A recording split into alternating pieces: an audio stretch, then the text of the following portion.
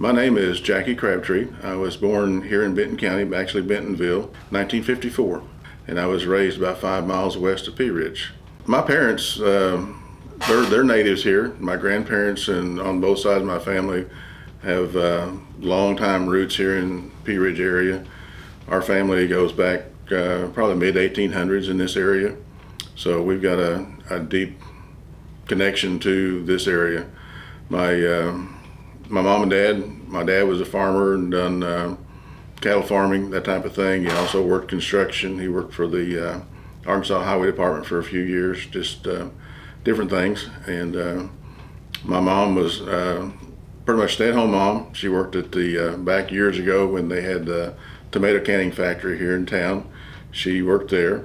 My granddad Laughlin was actually the one that fired the boilers at the canning factory back years ago when it was here. So, like I say, we've got a long history in the community. I had 4 siblings, two half brothers, a half sister, Charles Crabtree, Kenneth Crabtree, and Shirley Crabtree. I have a sister, Neoma Crabtree. They all have been in the area here. My brother Charles Crabtree was chief of police at Gravett for a number of years. So there's some police force history in our family also. But that's the only family that's here. The only family that I have remaining out of immediate family is my sister Neoma. Well, growing up in Pea Ridge was kind of like anybody else in this area growing up. Grew up poor but didn't know it. And it was, I went to Bentonville School, graduated in Bentonville High School in 1972. But we would make our weekly trips to the grocery store to buy our stuff. But I remember when I was a kid that, we had some cattle that we would milk, and we'd separate the cream from the milk, and we would churn the cream. And we had a little wooden block mold for a pound of butter, and we would do that. And we were fortunate though, we had an electric churn. We didn't have just the crank, we had an electric churn. And we would get those molded up, saved up for a little bit. Then we'd take that butter and eggs, and we'd go to Harlan Phillips store in Bentonville, and we would trade that butter and eggs for flour and sugar. So I remember back when you could still barter and get stuff. That's been a few years ago. That was probably in the late 50s, early 60s. What else? I mean, what else do people barter? They would barter, chickens, different things, that type of thing. But that's what I mainly remember. That what we done. I'm sure Mom and Dad done a lot more of that I wasn't aware of. But that's what I remember. And I remember raising a few hogs for meat, and we'd raise enough corn to fatten them out. But before we could use the corn, we would gather up, weeds out of the garden that we didn't plant and feed them to the hogs, or we'd go out and pick up acorns to feed them, and then we'd feed them the corn to get the acorn taste out of the hogs before we butchered them. So it was, I don't know, I don't want to say poor people have poor ways, but we just done a lot of things that made sure that every penny counted on everything we done. Yeah, going to school when I was growing up, the road we lived on was the school district line between Bentonville and Pea Ridge. So I went to Bentonville School all 12 years. Started out first grade there, and then I actually graduated there in 1972. If I'd lived on the other side of the road, I would have come to Pea Ridge, which my parents, when my sister was younger, she went to Pea Ridge School here. I think she graduated Pea Ridge in 59, if I'm not mistaken on that, somewhere around in there. So she's 13 years older than I am. So what was it like for you, and what was Bentonville like in those days? Bentonville back then was pretty much the same size as Pea Ridge is today. It was about 5,000 whenever we graduated. So it's, the growth that's happened there is pretty much the same thing that's happened here. My career path to this office is a little bit different. Before I became mayor, I was served one term on the school board, and that was because my wife and my son thought I ought to be on there. So they got out and got the petition signed to get me to run. So that forced me into doing that. And then when that term was over with, I thought, okay, this is, I've done my term. I'm not going to do anything else, because politics just wasn't something that I ever even dreamed that I would be in. And then after that term was over with, we walk into church one Sunday morning. My pastor's wife shakes my hand and she says, "Good morning, Mr. Mayor." I looked at her kind of funny and I said, "What are you talking about?" She said, "You're going to be our next mayor." And I said, "You're crazy." I said, I'm not qualified for that." And the very next day, people started calling me and to run. And then the rest is history. This is year 28. So it was a little bit different path on getting me into a political office, and it wasn't a politically driven motivation to get me in this office, I guess I can say. Whenever, during that time, prior to being mayor, I worked for Walmart for 31 years. Started out in warehousing and ended up in working information systems division. And during that time that they would ask me to run, I was still working for Walmart, and I was actually in Searcy, Arkansas, whenever the filing period was supposed to be, and had some folks call me, and it was a tough decision. And finally decided, well, I'll run if things work out okay. If it don't, okay, because it wasn't a dream of mine to be in a political office. So they faxed me my papers to sign up. I faxed them back, and then they got the petition signed for me and got me on the ballot. So who'd you run against the first time? There was, if I remember correctly, it was Colonel Joe Hart and a police officer that was had just left the force here, and I can't remember his name, but there was 3 of us running. And what about in future years? Did you have opposition line? I've had people run against me all except 2 terms. So there's been different ones that have run. There's been a council member that's run, or a couple of council members that's run. We had another individual that has run. So but it's all been good races. I don't believe in mudslinging, anything like that. I don't do anything to discredit anybody. I let them run on their own merits. Well, in city government, you really don't have the red and blue. We're independent. We don't go either Republican or Democrat, anything like that. And that really works out better for a small community, because getting into those kind of debates is really fruitless.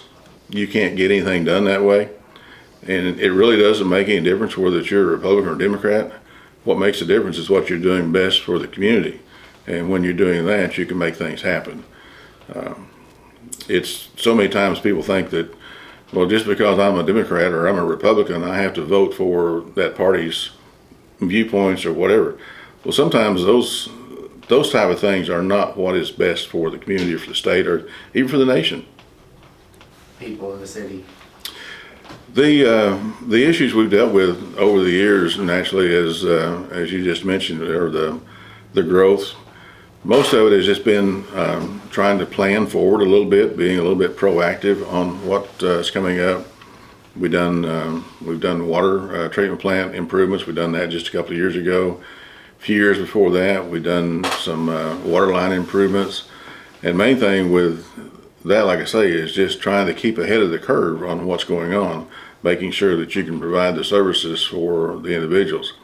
Part of that is providing additional police force, and we've just last year been able to bring on full-time fire and EMS personnel. Before that, it's always been volunteer, of which they've done a great job. There's no question about that. But it just come to the point where we had to have people there 24/7 to be able to handle that, because the population just demanded it. What other issues have you faced besides the growth? Funding. The other issues along with that is just sales tax funding and how we can manage with that. We have to be as frugal as we can with every penny we get in, and what some people don't understand is on our sales tax, the one we passed in 86, 87, it has specific percentages of a penny sales tax, and that percentage goes to specific departments.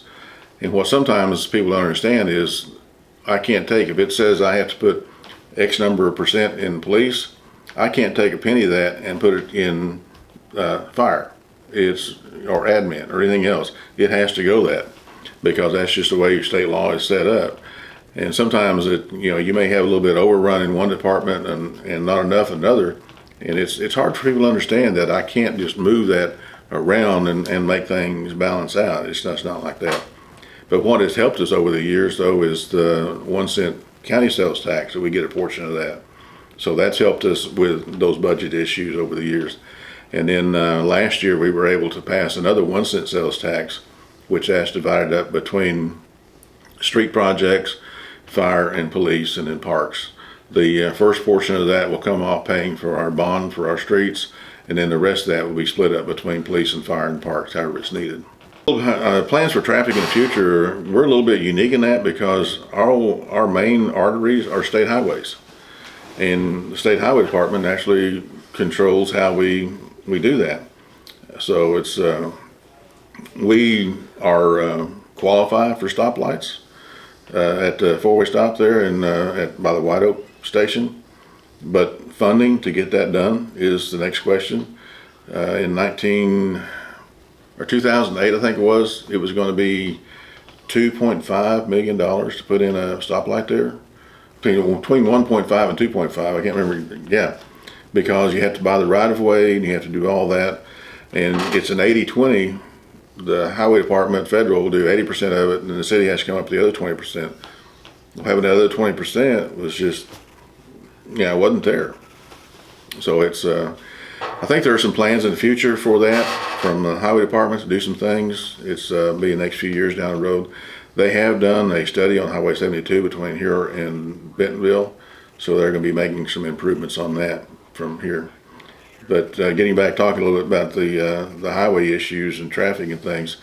When I was growing up, I remember when we'd go to our one trip to town, either on one Saturday a month or maybe every other Saturday, we'd get started, and Mom and Dad started complaining about all the traffic, and I'm thinking, well, that's odd, because we might meet 5 cars. We knew everybody in those 5 cars.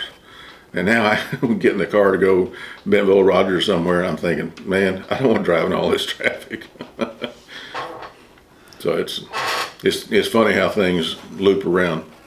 Of course, Mooring, Bob Kleinard, Gary Black, there's Travis Harp, then well, tell me about Gary Black. What was he like? He was good to work. Gary Black was good to work with. I actually worked for him when I was still working at Walmart. He was the warehouse manager when I was working for Walmart, so I worked with him. Had a long relationship with Gary even before he became judge. So that was it was good. I've always had, with all the county judges, been able to work with them and not really had any issues with any of them. They've always been very good to work with me. But working with the regional planning piece of it, I've been involved with the roads, with the bike and ped plans, with a little bit with the Razorback Greenway. It's part of the Regional Mobility Authority, that type of thing. And talking about that regional planning, and the neat thing about Northwest Arkansas that I don't think you'll find in any other part of the state, and then from talking with different people from around the state, is we'll fight tooth and toenail for our city. But if it comes to where it's going to be something that's going to be located or done at another city, then we get behind them and everybody works for that city. It's not the well, since I didn't get it, I'm not going to help you. Everybody works together, and that's the main thing that I've seen over the years with regional planning, is because everybody was willing to work together to make sure things got done. It wasn't just one of these that, well, we didn't get it, so we're not going to help you on that. We're going to go do something else. It's been a real honor, I guess I should say, to be able to be a part of that. So what was the last big long-term plan that you did here for the city, and what would it have included? That probably would have been the last big plan we've done for the city. It's probably been the wastewater treatment plant. That project that we done, that was an $8 million project that we done for the water sewer system. Probably along with that would be the sales tax we just passed last year, and that was a 2 or 3 year project trying to figure out what the best way to do that, how to apportion it, whether it be a percentage going to the departments, things like that. So wastewater treatment plant and the sales tax, I think, would be the last 2 major things that we've done. Well, this facility, the story behind this is that you won't find another one like it in the state of Arkansas. And you may not even find another one like it in the country. Yeah, several years ago, Rick Neal, the superintendent of schools at that time, they needed more administration offices because of the growth of the school. And we needed more room because of the growth in our courtroom at our old city hall. Our courtroom there would seat about between 70 and 90 people. And we were having as high as 200 people in court. So we both needed new facilities. And we had been looking at that for quite some time. And to go out and get a tax producing piece of property to put a city hall on just wasn't what I thought would be right to spend our money on. And Mr. Neal came in the office one day and he said, I've got an idea. He said, we've got some land. He said, why don't we build a combination building? City hall be on one side, school offices be on the other side, and the center of it we can have for city council, school board, courtroom, planning commission, anything that we need to use that facility for, then that can be done that way, and we can split the cost on it. The school owned this property, said we'll donate the property for that. So we got together and I said, man, that's a great idea. So we got together and started planning on that. And of course it had to go through the school board, get their approval, and go through our city council to get that approval, and then start the process. And we've got a fantastic facility that is top notch. It's top notch. And we're so fortunate to be able to work with the school. And the other thing is too that we share a technology director with the school. So anything with our IT for the city, he's able to help us out on that. So we cover part of what he does for the city, and then he works full time for the school. So it's just been a great thing for Pea Ridge. The Pea Ridge School District and the city of Pea Ridge works together better than any other district I know of. Other cities and school districts have come and looked at us.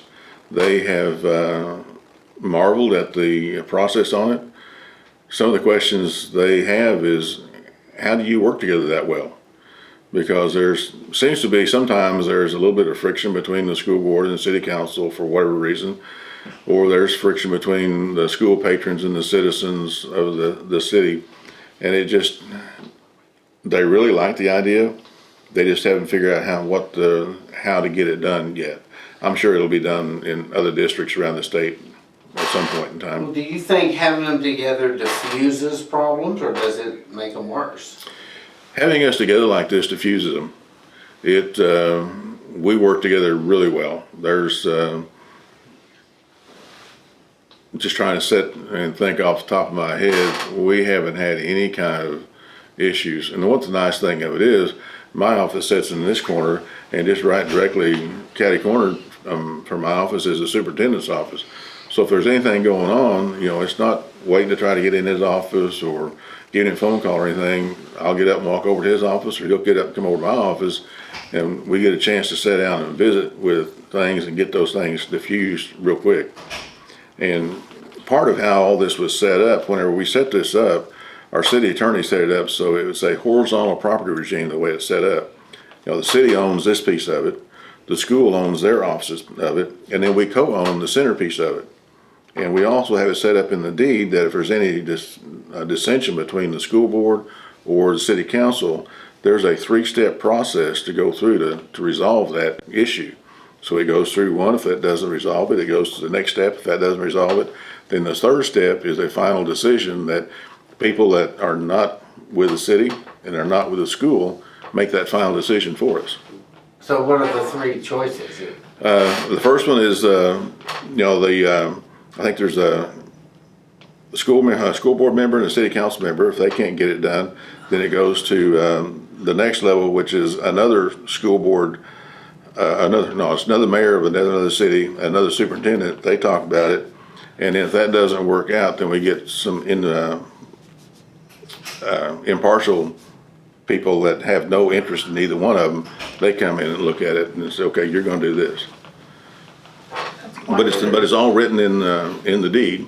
And the reason we've done that is just a simple fact is over time you're going to have people that disagree. And we didn't want a portion of either a mayor or a superintendent or a school board member or a city council member going, I just don't like this, and throw some kind of monkey wrench in it and split it up. But so far so good? Everything is really working out fantastic. The Pea Ridge Police Department, when I first took office, we had 3 officers. One officer, we just got a new police chief. The prior administration had hired a new police chief and a couple officers. And the first part of the year, we had to get rid of one of the officers that hired. February of that next year, the police chief that we'd hired, he was an older fellow out of Texas, C.W. Yarrow.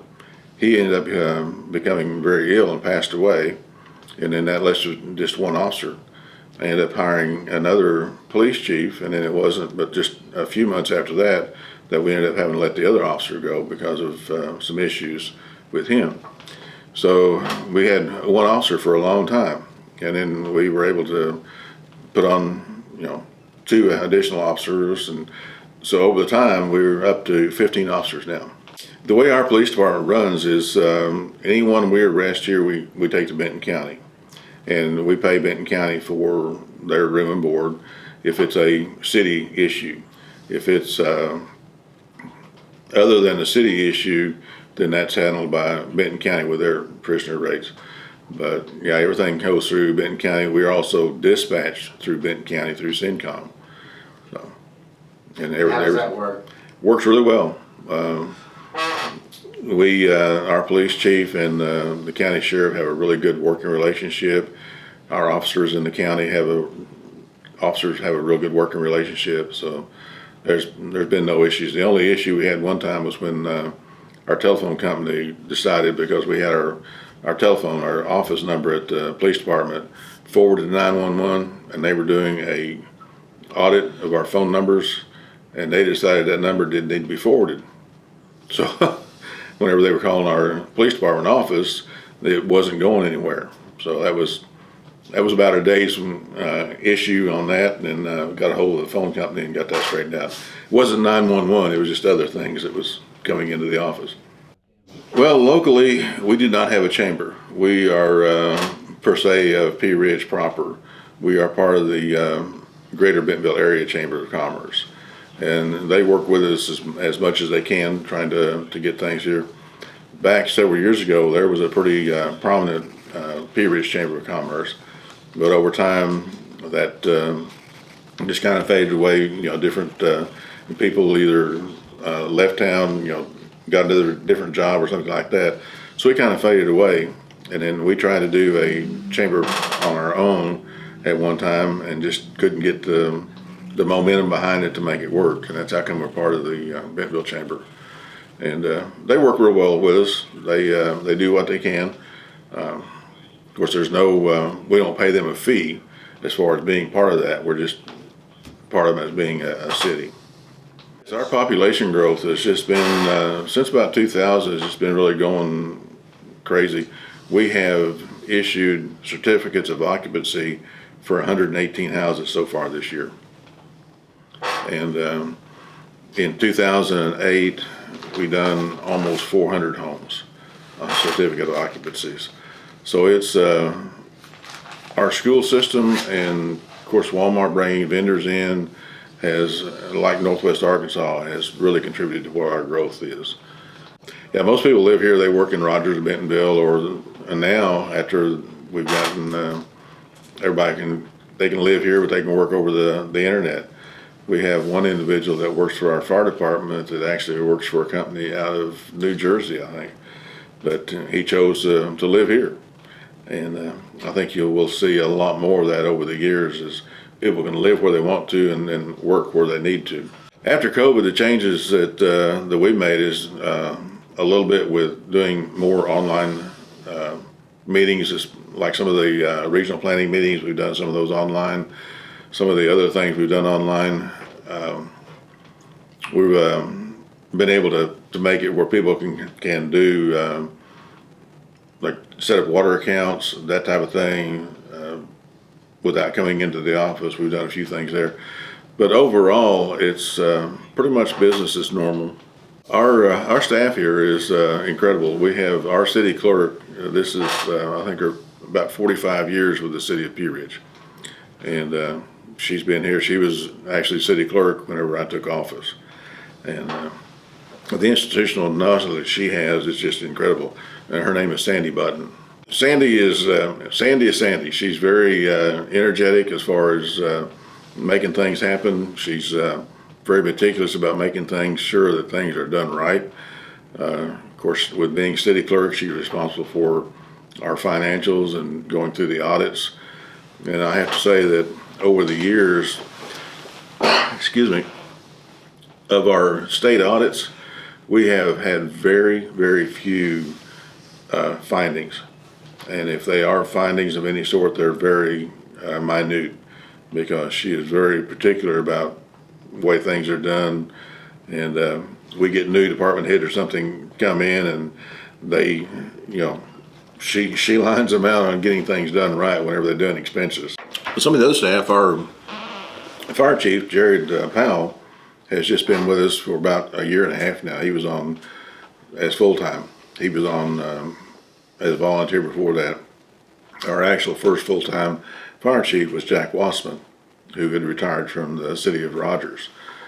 Then before that, they'd all been volunteer fire chiefs. And it was, everybody from back, years ago when they first started, just done a fantastic job of doing with what they had. And then we finally got to the point where we had to, have a full-time staff. Our police department, Chief Lynn Hahn, has been with us for about 5-6 years. He's been our chief for the last 2.5 years. He has been privileged with the Benton County Sheriff's Office. And like I mentioned earlier, we have 15 officers. We have Ken Hayes is our water superintendent. He's been with us about 15 years, something like that. And he's, of course, runs the water system and the wastewater system. We have Kim Thornhill, who is our bookkeeper for the water department, office manager. She's been with us 25 years. So it's we have some really long-term staff here. We have our bookkeeper here, Starla Billington.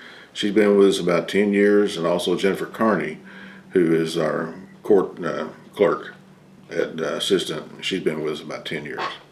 And the thing I think I'll say about all of our staff is they're very meticulous about what they do. They want to make sure things are done right, and they're very conscious of any kind of cost things that need to be taken care of. If somebody hadn't been to Pea Ridge, I would tell them to come see our mule jump. Our mule jump is a really unique thing, and it's sometimes that's what Pea Ridge is known for. It happens the second Saturday of October every year, and it started out with the coon hunters back in years ago. Of course, back then when they done the coon hunting, they would ride mules. They'd come to a fence. They would take the saddle off the mule, put the blanket over the fence, jump the mule across the fence, then go on about their hunting. Well, they was having a coon dog show, and what come into the issue was, well, my mule can jump higher than your mule, and that's kind of where the whole thing in a nutshell started. So what it is, it's a covered barrier, and they walk the mule up to it, and with either voice or rope commands, they get them to jump over the barrier. and they are separated between a 51 hands high and lower, and then 51 and above. And I think the highest jump that we ever had is over 6 foot by a 50-inch mule. And it's a standing jump. It's not a running jump. It's a standing jump. They will stand there. They will kind of squat on their haunches, and over they go. The other thing too, I think, would be that is the Pea Ridge National Military Park would be something that people would want to see if they come to Pea Ridge. There's an interesting detail about Pea Ridge too, is on the street naming.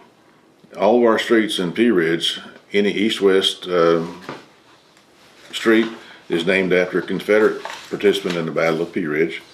Any north-south street is named after a Union participant in the Battle of Pea Ridge. And it's not segregated as far as rank or anything. It's just when developers come in, they want to do a new subdivision, we have a list of the participants, and they go through that, and that's where they pick out their street names. So it's like having a first, second, third street. We don't have anything like that. It's all participants of the battle. So history here is really prominent on every corner. You can look at each street sign, and you can go back in history and find out what that individual done. And the other thing about coming to Pea Ridge is really our school system is one of the draws that they have to come here. We have part of the school system is a Pea Ridge Manufacturing and Business Academy, which is a conversion charter school. Kids actually learn a skill or a trade that they can take with them. So it's not the premise of everybody has to go to college to get a degree. It's everybody can do either. They can either go to college or they can do a trade or something to be productive. And what we found is kids that didn't want to be in school because they didn't think it was relevant, they want to be there. They want to learn. And on the other piece of it is kids that some of them, when their parents do a certain job, they think that's what they want to do. Well, some of this gives them a chance to actually get their hands dirty on doing that. And it gives them a chance to say, yeah, I really like this, or no, I don't want that. So it gets them out of that point in time when they're 2 years down the road in college going, I don't like this, but they're too far in debt with student loans to make changes. The Pea Ridge National Military Park and the city has been partners for a number of years. We work together as far as any kind of events, any kind of things like that we can help them with. I'm actually chairman of the Pea Ridge National Military Park Foundation board, so we work really close hand in hand on that. And it's just a piece of history that we help them promote as much as we can. Other things that are going on in town right now, as people come through, they can see the new construction going on in front of the neighborhood market, which is we've got a Domino's Pizza going in there. We've got AutoZone auto parts there. We've got Plaza Tire that's there. There'll be a Wendy's there, and then there's another piece there that's property that there's plans on that I'm not real sure exactly what it is yet or not. I don't think they've been finalized on that. So that's growing there. We're going to have some apartment complexes on the south side of that piece of property going in there. I think about 50 units on that's going on there. But I think one of the neat things that's going on in Pea Ridge right now, though, is the zip line, the drone delivery. And what that drone delivery is, they have a app. You go on the website, you can order your product, and they'll deliver it to you by a drone. Then it's a drone. It's not the little helicopter drone like a lot of people think about a drone. This is actually a unmanned aircraft of sorts. The fuselage is a little bit over 8 feet long. The wingspan is about 11 feet, and they can carry up to 4 pounds. And right now they can go line of sight, but whenever they get full FAA release on what they can do, they can go as far as 50 miles out. So they can go as much as to Springdale, almost Fort Smith radius on that. And it's when you sign up for it, you'll get your address on it. They'll look at your address, and then they'll find a place in your property that would be a good spot that they can drop a parachute on. They will ask you if that's okay with you, and you tell them yes on that. Then After that, you just go in, you order your product, and whenever they ship it, they'll send you a text message saying it's on the way. And when it gets close to your property, they'll send you another text message saying it'll drop in X number of minutes, and then it'll let you know it's in the drop zone.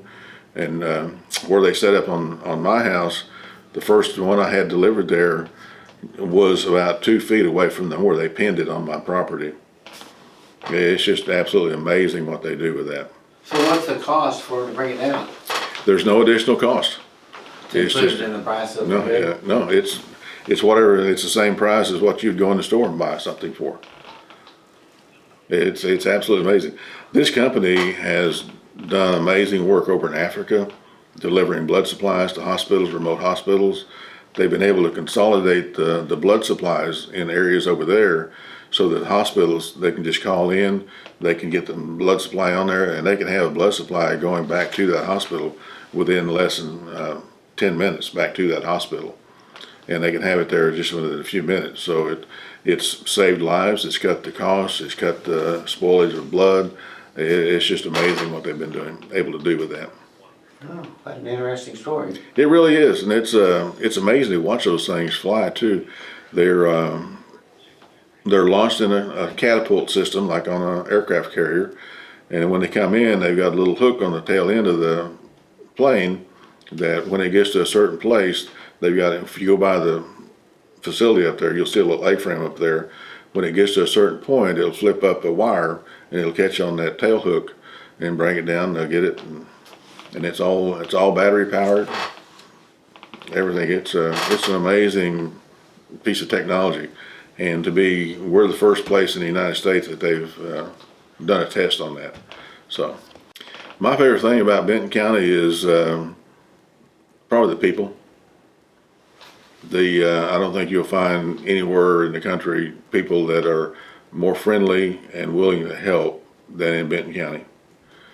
They're just special.